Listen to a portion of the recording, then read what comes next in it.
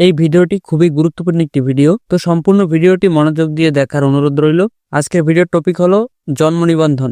আমাদের অধিকাংশ মানুষেরই জন্ম নিবন্ধন আছে, কিন্তু তার মধ্যে একটা সমস্যা হচ্ছে অনেকের জন্ম নিবন্ধন অনলাইনে নেই, কিংবা অনেকের অনলাইনে থাকলেও ভুল তথ্য আছে, কিংবা অনেক গোলমাল আছে তথ্যে, যেগুলো ঠিক করতে হয় কিংবা সংশোধন করতে হয়। তো আজকে আমি দেখাবো কিভাবে জন্ম নিবন্ধন অনলাইনে সংশোধন করতে হয়। তবে তার আগে আমরা দেখে নিব আমাদের জন্ম নিবন্ধনটি অনলাইনে আছে কিনা এটা কিভাবে চেক করতে হয়। এজন্য সর্বপ্রথম যে কোনো একটি ব্রাউজারে চলে যেতে হবে, ফোন অথবা কম্পিউটার থেকে। ব্রাউজারে আমরা সার্চ করব BDRIS স্পেস দিয়ে একটা ভেরিফাই লিখবো, BDRIS ভেরিফাই। এটা লিখে সার্চ করার পরে প্রথমে যে একটা লিঙ্ক দেখতে পাবো এটার উপরে ক্লিক করব। এখানে দুইটা ঘর আছে, একটা হচ্ছে জন্ম নিবন্ধন নম্বরের ঘর আর একটা জন্ম তারিখ। প্রথমে আমরা জন্ম নিবন্ধন নম্বরটা এখানে বসাবো, এরপরে এই ঘরে জন্ম তারিখটি দেব। তবে অবশ্যই জন্ম তারিখটি উল্টোভাবে লিখতে হবে।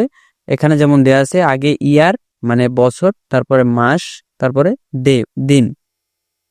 তো আমি এখানে প্রথমে জন্ম সাল দিলাম, একটা হাইপেন দিয়ে মাস লিখব, কত মাস সেই মাসটা লিখতে হবে।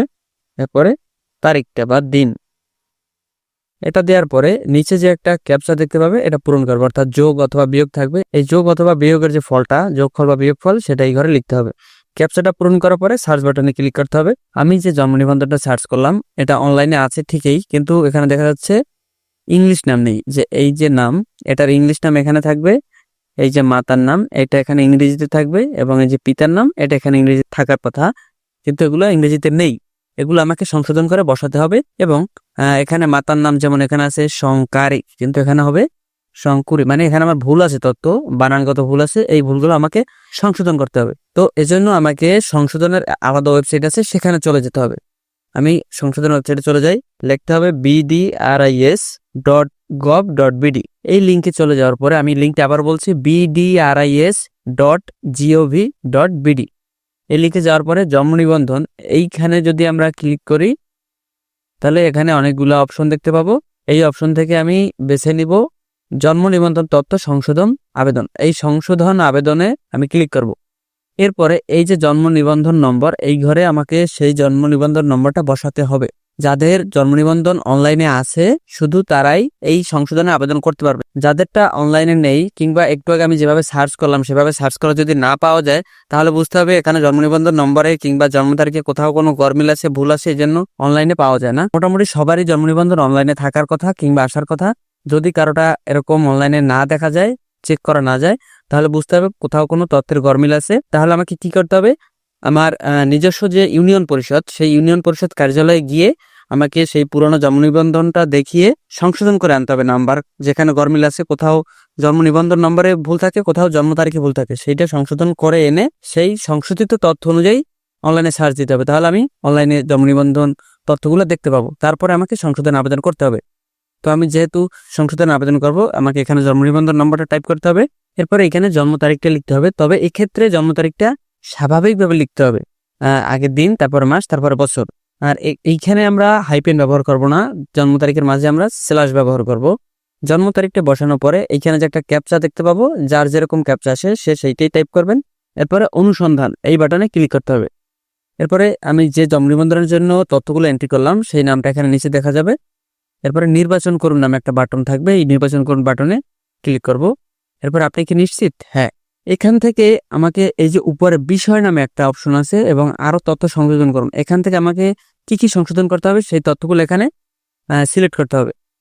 যেমন এখানে বিষয়ের সামনে যে নির্বাচন করুন ঘর আছে, এই বাটনে যদি আমি ক্লিক করি এখানে অনেকগুলো তথ্য আছে, এগুলো আমি সংশোধনে আবেদন করতে পারবো। এই যে জন্ম তারিখ আছে, তবে আমি আগে বলে রাখি জন্ম তারিখ যে বিষয়টা, জন্ম তারিখ যদি কারো ভুল থাকে জন্ম তারিখ সংশোধন করা যায় না। এখন বর্তমান নিয়ম অনুযায়ী জন্ম তারিখ সংশোধন করে দেয়া হয় না। এছাড়া মোটামুটি যত তথ্য আছে সবগুলো সংশোধন করা যায়। আমি সর্বপ্রথম যেটা আবেদন করব সেটা হচ্ছে এই যার জন্ম নিবন্ধন তার ইংরেজি নামটা, এই জন্য আমাকে নামের প্রথম অংশ ইংরেজি এটা সিলেক্ট করতে হবে।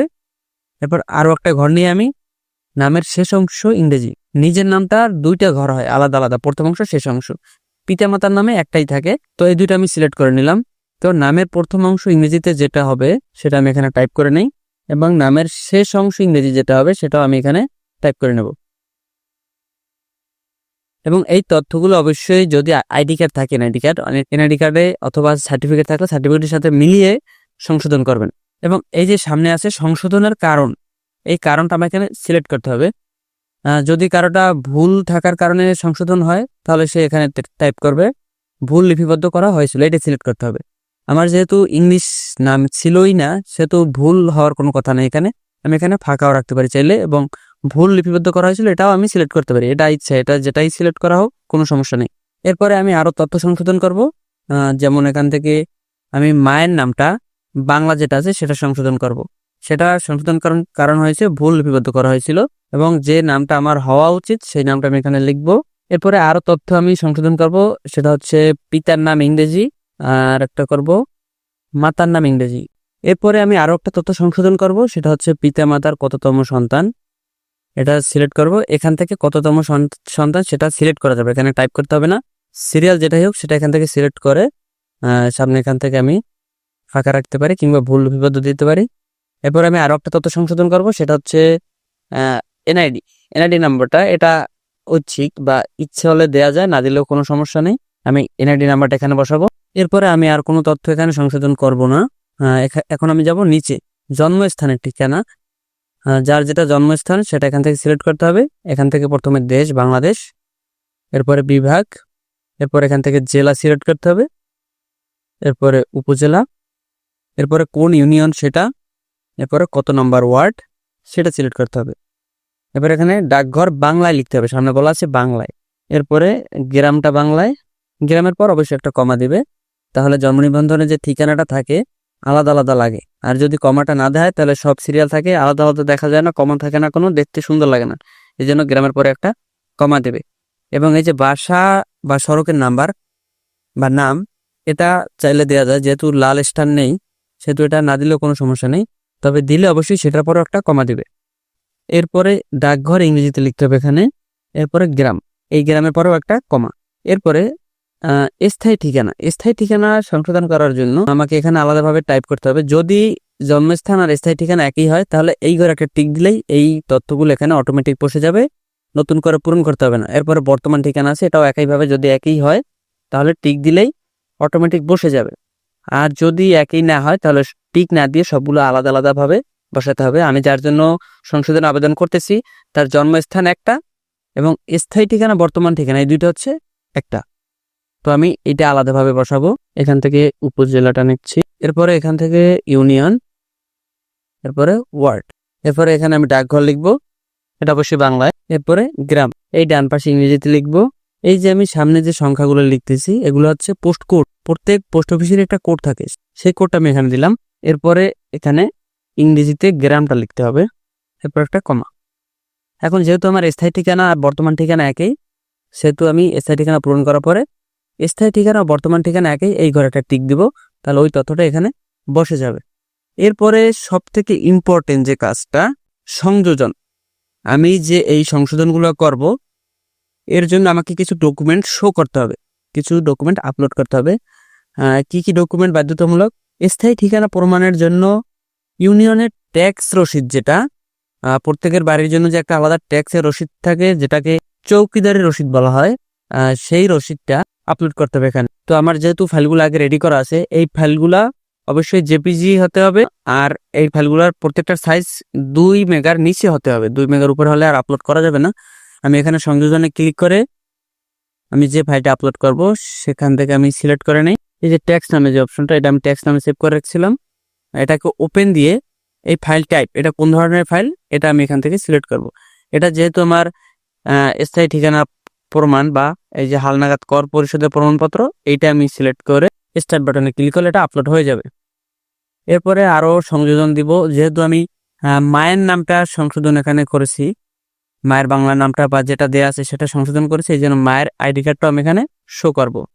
এখান থেকে আমি সিলেক্ট করে দেব মাতার জাতীয় পরিচয়পত্র, এরপরে স্টার্ট, এটা আপলোড হয়ে গেল। আর যেটা দেবো সেটা হচ্ছে আমার নিজের আইডি কার্ড। আর যদি আইডি কার্ড না থাকে তাহলে আইডি কার্ডের যে ভেরিফাই কপি বা অনলাইন কপি, যেটা নির্বাচন কমিশনে গেলে পাওয়া যায়, সেই কপিটা আমার কাছে আছে, সেটাও আমি আপলোড করে দেব। নিবন্ধনাধীন ব্যক্তির মানে যার জন্য আমি আবেদন করতেছি তার জাতীয় পরিচয়পত্র। এছাড়া আমাকে আর কোনো ফাইল দিতে হবে না, এগুলোই যথেষ্ট। এরপরে আবেদনকারী তথ্য, আবেদনকারী কে, আমি এখানে নিজ সিলেক্ট করব। এরপরে একটা মোবাইল নাম্বার দিতে হবে, যে মোবাইল নাম্বার একটা ওটিপি যাবে। এই মোবাইল নাম্বারটা এখানে বসানোর পরে ওটিপি পাঠান এই বাটনে ক্লিক করলেই একটা ওই নাম্বারে ওটিপি চলে যাবে, মানে মেসেজ চলে যাবে, যে মেসেজের ভিতরে 6টা সংখ্যা থাকবে। অনেক সময় মেসেজটা যেতে 1-2 মিনিট দেরি হতে পারে, সেক্ষেত্রে ওয়েট করা উচিত। ওয়েট করলে মেসেজটা অবশ্যই পাওয়া যাবে। মেসেজটা পাওয়ার পরে যে কোডটা থাকবে সেই কোডটা এই ঘরে বসিয়ে সাবমিট বাটনে ক্লিক করলেই আবেদন সাবমিট হয়ে যাবে এবং একটা আবেদন আইডি শো করবে। ওই আবেদন আইডিটা কোথাও লিখে রাখতে হবে, কারণ এখন সার্ভারের সমস্যার কারণে আবেদন কপি ডাউনলোড করা যায় না। সেজন্য আমাদের ওই আবেদন আইডিটাই সংরক্ষণ করে রাখতে হবে এবং ওইটি আমাদের একমাত্র সম্বল। ওই সংখ্যাটা আমাদেরকে নিয়ে যেতে হবে নিজের ইউনিয়ন পরিষদের কার্যালয়ে, বা যে পরিষদের আন্ডারে এই জন্ম নিবন্ধনটা আছে সেই ইউনিয়ন পরিষদে গিয়ে যে প্রশাসনিক কর্মকর্তা থাকে, সোজা বাংলায় সচিব বলা হয়, সেই সচিবের কাছে গিয়ে 100 থেকে 150 টাকা দিয়ে আমার এই আবেদনটা কনফার্ম বা রিসিভ করাতে হবে। রিসিভ করলে সেই আবেদনটা অনলাইনের মাধ্যমে অটোমেটিক চলে যাবে হায়ার অথরিটি বা উপজেলায়। উপজেলা থেকে 2-3 দিনের মধ্যে ওটা চেক করে কনফার্ম করে দেবে। 2-3 দিন পর আবার ইউনিয়ন পরিষদে গেলেই নতুন যে সংশোধিত জন্ম নিবন্ধনটা সেটা পাওয়া যাবে। তো আজকের ভিডিওটি এই পর্যন্ত। আরেকটা কথা বলে রাখি, যদি কারো নতুন জন্ম নিবন্ধনের আবেদন করতে হয়, বাচ্চা হোক কিংবা যার অনেক বয়স হলেও জন্ম নিবন্ধন হয় না বা করা হয় নাই, যদি সেরকম কারোর জন্য আবেদন করতে হয় নতুন জন্ম নিবন্ধন, সেক্ষেত্রে প্রসেসটা একটু ভিন্ন।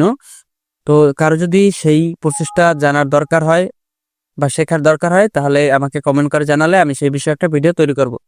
তো সকলকে ধন্যবাদ দিয়ে ভিডিওটি আমি আজকে এখানেই শেষ করছি।